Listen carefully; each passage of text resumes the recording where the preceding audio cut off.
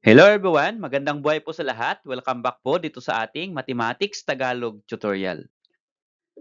Sa video na ito ay papaliwanag ko po sa inyo about addition and subtraction of similar rational algebraic expressions. So, paano nga po ba mag-add and mag-subtract ng two rational algebraic expressions that are similar?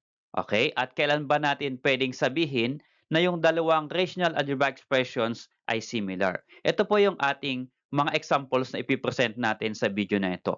For number 1, we have 2 over 5 plus 3 over 5.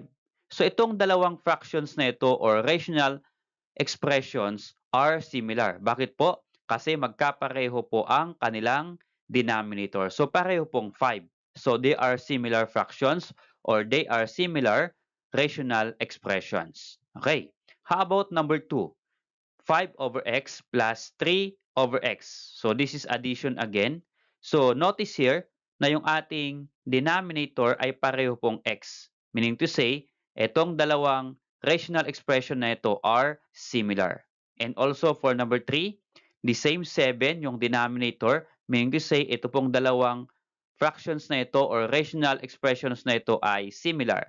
And also for number 4, m minus 2, m minus 2. So the same, so similar po ito. For number 5, x plus 1, x plus 5, x plus 1, the same or similar. And for number 6, 3x. So pareho po yung denominator.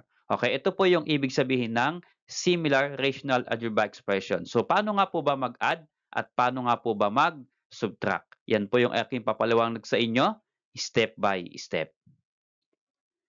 To start the lesson, here are the two objectives. For number 1, objective, identify similar rational algebraic expressions. Okay, tuturo ko po sa inyo kung paano po i-determine na yung dalawang rational algebraic expressions are similar. At kapag na-identify na po natin na sila ay similar, for number 2, objective, add and subtract similar rational algebraic expressions. Okay? So, bago po ako mag-present ng examples, kung bago ka pa lang po dito sa aking channel, ay i-click na po yung subscribe. Hindi ka po magsisisi kasi lahat po ng video lesson ng Math 8 Matatag ay i-upload ko po dito from first quarter to fourth quarter. And also, mag-a-add po ako ng practice test or practice exercise ng periodical test. Okay, so this is the rule in adding and subtracting similar rational algebraic expression. So this is for addition. A over B plus C over B is equal to A plus C divided by B. So what does it mean with this rule for addition? Kapag mag-a-add daw po tayo ng similar rational expression, so similar po sila kasi pareho pong B ang denominator, all you have to do is copy the denominator B and then add the numerator A plus C here. Okay? How about for subtraction? A over B minus C over B. So the same with addition, ito nga lang po ay subtraction. So since sila po ay similar, pareho po ang denominator, so copy the denominator B and then subtract the numerator A minus C here. Okay, so this is the rule in adding and subtracting rational algebraic expressions. Okay, so let's start. Perform the following operation and simplify if possible. So we're going to add and subtract similar rational algebra expressions and then yung result ay isi-simplify natin if possible. Okay, so let's start for number 1 example. 2 over 5 plus 3 over 5. So inumpisahan ko po yung example sa easy question. So ito po ay fractions or addition of fractions. Actually, ang fraction po ay rational numbers. Okay, so what is 2 over 5 plus 3 over 5? Ang first step na titingnan po natin ay kung sila po ay similar. So ito pong dalawang fractions ay similar kasi pareho pong 5 ang denominator. So ang first step dyan, kapag sila po ay similar, you are going to copy the denominator. So copy 5 denominator and then add the numerator. Bakit po add? Because the operation here is addition. So 2 plus 3, lalagay po natin dito. Okay, that's become 2 plus 3. And then you are going to add kung pwedeng i-add. Okay, so pwede pong i-add yung 2 plus 3. That is equal to 5 over 5. Copy the denominator 5. So now, here, we have 5 over 5. Can you divide 5 by 5? Yes, that is equal to 1. So therefore, ang sum ng 2 over 5 plus 3 over 5 is equal to 1. Okay, how about this number 2 example? We have 5 over x plus 3 over x. Okay, so ito may variable na po tayo. Ito na po yung similar rational algebra expression. So, bakit po sila similar? Kasi ang kanilang denominator ay pareho pong x. Okay? Since alam na po natin na itong rational expressions na ito ay similar, then all you have to do, the first step is copy the denominator x, okay? And then add the numerator. So we have 5 plus 3. Okay, lagay po natin dito 5 plus 3. Since 5 plus 3 can be added, then you are going to add. So this will become 5 plus 3, that is equal to 8, and then copy the denominator x. Now, can you divide 8 by x? No, hindi po pwedeng i-divide yung 8 sa x. Okay, so next ay, meron po ba silang common factor? Kapag hindi po sila i-divide, baka meron po silang common factor. So wala pong common factor yung 8 over x. So therefore, iyan na po yung final answer natin. So 8 over x ay ito yung sum ng 5 over x plus 3 over x. Okay, so how about this number 3 example? We have 2x divided by 7 plus 8x divided by 7. So ito po ay addition of similar rational algebra expression. So bakit po sinabi nating similar kaagad? Kasi yung kanilang denominator ay pareho pong 7. Okay, since similar po sila, ang next step po na titingnan natin o gagawin natin ay copy the denominator, 7, and then add the numerator. So add because this is addition. So we have here 2x plus 8x. So ilagay po natin sa numerator 2x plus 8x. Okay? And then you are going to add if possible o kung pwede pong i-add. So pwede po bang i-add yung 2x and 8x? So pareho po sila ng literal coefficient, pareho pong x, then you can add. So ano na nga po yung rule ng adding monomial by a monomial? Okay? So ang rule po doon, kapag pareho po yung variable at pareho po yung exponent, copy the variable together with the exponent and then add the numerical coefficient. So 2 plus 8 is equal to 10. So 2x plus 8x is equal to 10x. And then copy the denominator 7. Now, can you simplify 10x over 7? Okay, tingnan po natin. Yung 10 over 7 po ba, meron silang common factor? Pwede po bang i-reduce? Hindi na po pwede. So yung variable ay x lang po sa numerator, wala pong x sa denominator. So therefore, ito pong 10x over 7 ay in simplest form already. So hindi na po natin pwedeng i-simplify pa ito. Okay. So ang ginamit po dito ay addition. How about subtraction naman po? The same po yung given, okay? 2x over 7 and then 8x over 7 also. So yung first natin addition, how about naman kung ang given ay subtraction or yung operation ay subtraction? So the same process, since sila po ay similar, copy the denominator 7, okay?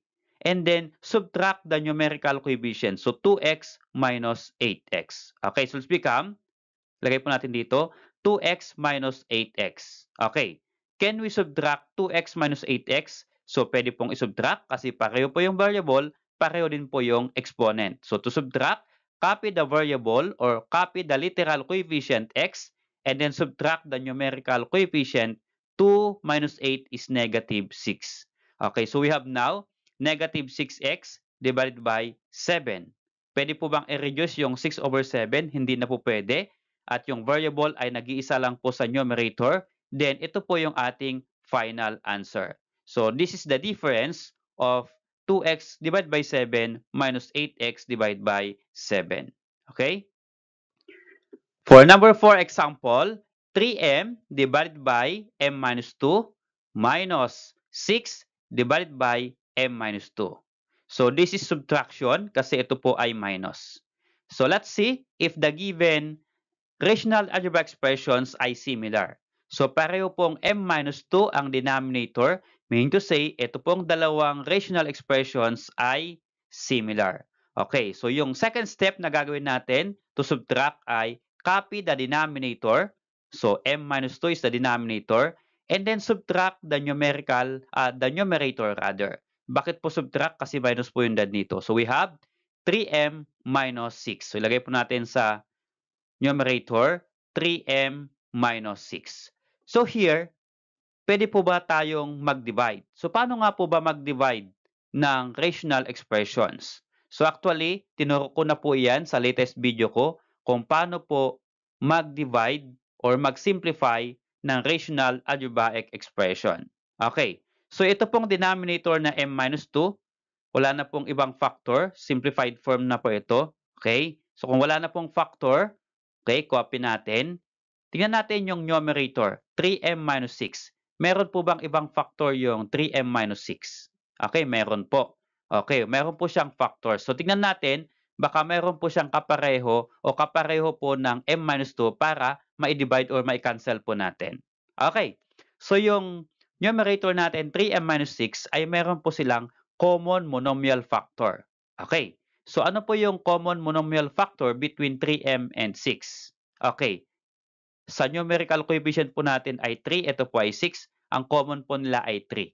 So yung 3 po ay pwedeng i-divide sa 3 at itong 6 pwede ring i-divide sa 3. So therefore, 3 po yung common factor. So ito na po yung common monomial factor nila 3.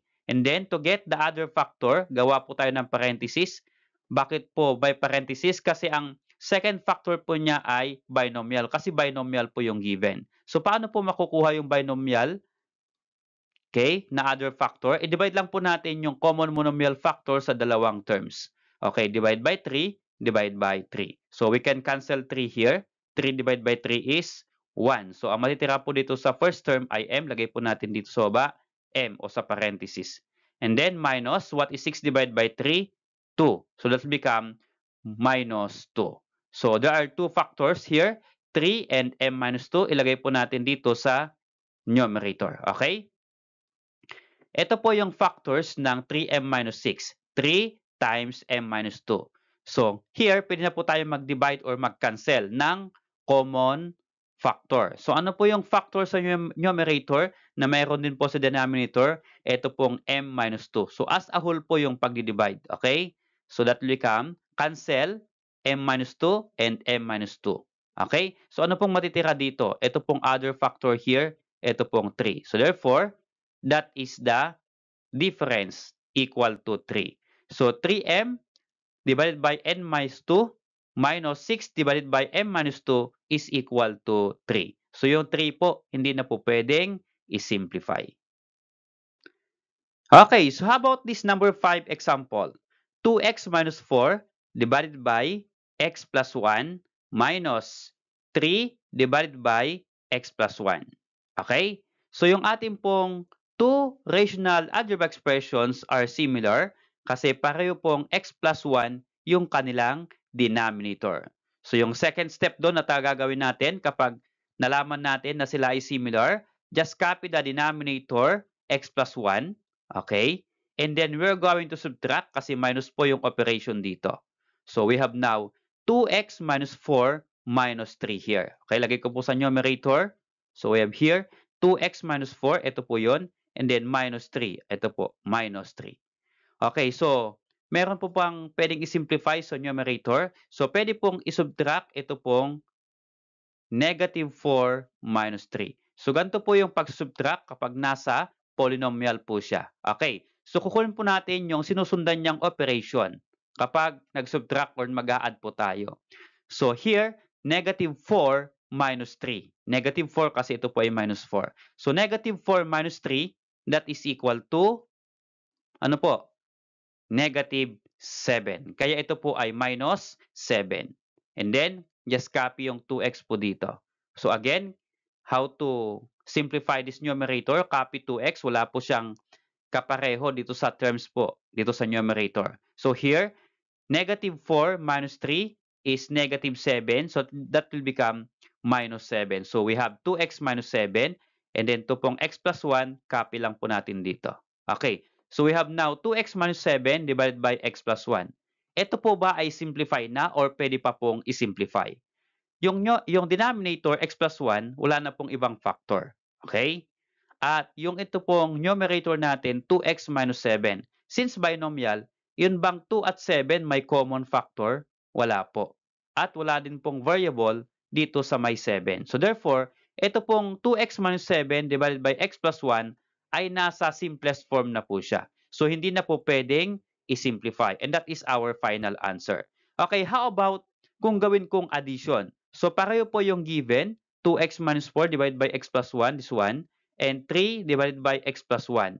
So dito ay minus. Okay, how about kung addition naman yung operation? Ganito lang po yon. Again, copy the denominator, x plus 1. And then add natin yung numerator, 2x minus 4 plus 3. Okay, lagay natin dito, 2x minus 4 plus 3. Okay, so paano naman po ito i-add? So again, i-add po natin itong dalawang number na ito. Ito po ay negative 4 plus 3. And what is negative 4 plus 3? Yan po ay negative 1. So this will become, okay, 2x minus 1. Kasi negative 1 po yung negative 4 plus 3 is negative 1. Kaya minus 1. Kasi dudugtong po natin dito sa 2x. So 2x minus 1. And then copy again, denominator x plus 1. Okay, so here, since wala na pong ibang factor yung x plus 1, how about 2x minus 1? So wala pong common factor between 2 and 1, okay, maliban sa 1. Ano po? So ito po ay simplified form na po itong 2x minus 1. So here, marami pong nalilito. Ang ginagawa po ng iba kapag ganito po na may 1 dito, kinakancel po itong 1, which is wrong. Hindi po pwedeng i-cancel yung 1 or hindi po pwedeng i-divide itong 1 kasi meron po silang operation na minus and addition. Ano po? Ang pagka-cancel po ay as a whole. Okay? So ito na po ay simplified form or simplest form and that is our final answer. Okay, so how about this number 6 example? X plus 2 divided by 3x plus x minus 2 divided by 3x. So yung operation po natin between two rational algebra expressions ay addition. So we are going to add. Okay, sila po ay similar kasi pareho pong 3x ang denominator. So ang second step po dyan ay copy the denominator 3x and then add the numerator x plus 2 plus x minus 2. So lagay po natin dito x plus 2 here. Okay, x plus 2 and then plus, ito po yung plus x minus 2 here. Okay, paano po ito i-add? Okay, yung 3x simplified form na po yan. Okay, kaya copy lang po natin yung 3x. So sa denominator or sa numerator, pwede pong i-add itong x plus x. Okay, guhitan ko po. X plus x, that is equal to 2x. Okay po, that is equal to 2x. And then, ito po yung 2x. Ito pong 2 plus negative 2. Again, guhitan ko ulit. 2 plus negative 2, what's the answer? 2 plus negative 2 is equal to 0. Or 2 minus 2 is equal to 0. Okay? So, 2x plus 0, that is equal to 2x. Okay? Divided by 3x. So again, 2x plus 0 is 2x divided by copy denominator 3x. So here, pwede po bang isimplify itong 2x over 3x? So ito po ay monomial over monomial. Okay, since yung 2 over 3 hindi na po pwedeng i-reduce, so yan na po yung ating numerical coefficient or fraction. How about x? So yung x po ay pwede po yan i-cancel kasi pareho po silang 1 ang exponent or x divided by x is equal to 1. Any number divided by itself is equal to 1. So x divided by x is equal to 1. So anong matitira po ito? Ito pong 2/3. Okay? Yung numerical coefficient na 2/3. And that is our final answer. Hindi na po pwedeng i-simplify yung 2/3. Okay, so how about subtraction ang gagamitin natin? Ito pong na-given dito na operation ay addition. How about kung subtraction naman? Okay?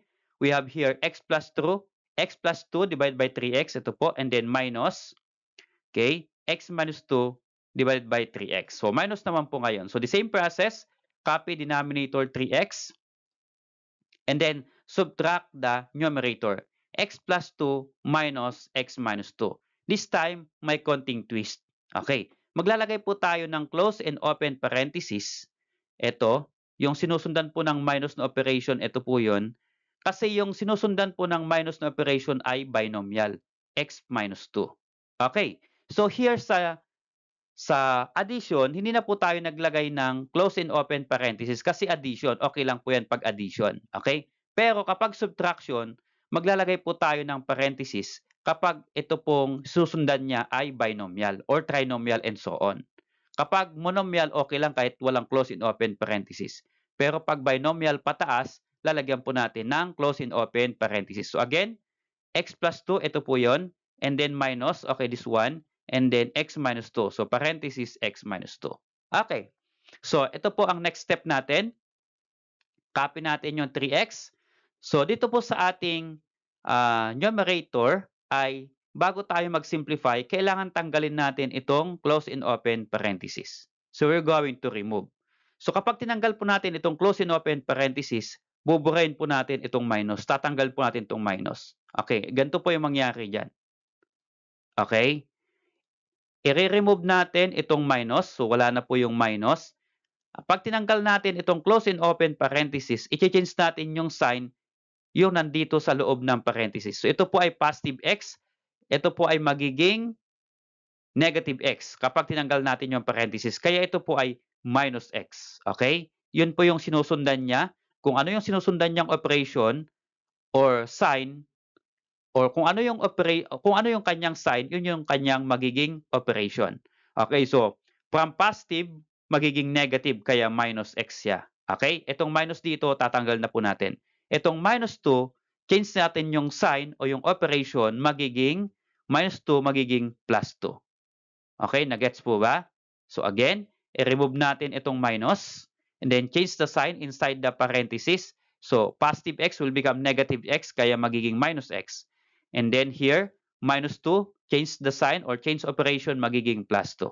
Okay, so here, wala na po yung close and open parenthesis. Pwede na po tayong mag-add or subtract. Unahin natin yung variable x plus negative x.